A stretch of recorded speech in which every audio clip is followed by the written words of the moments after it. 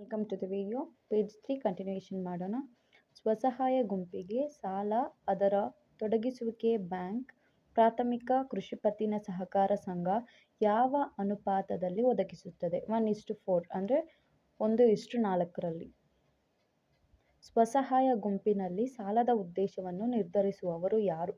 ಗುಂಪಿನ ಸದಸ್ಯರು. ಜಂಟಿ ಬಾಧ್ಯತಾ ಗುಂಪು JLG ಎಂದರೇನು? Joint liability group.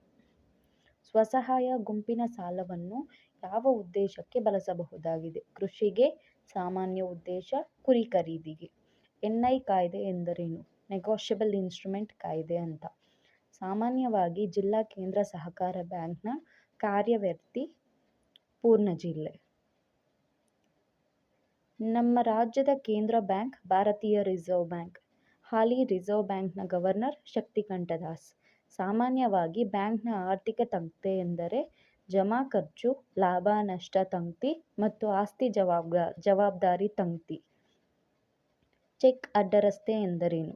ಚೆಕ್ ಮೇಲೆ ಒಂದು ಅಡ್ಡಗೆರೆ ಎಳೆಯುವುದು. ನಬಾರ್ಡ್ ಒಂದು ಸರ್ಕಾರಾತೀತ ಸಂಸ್ಥೆ. Thank you.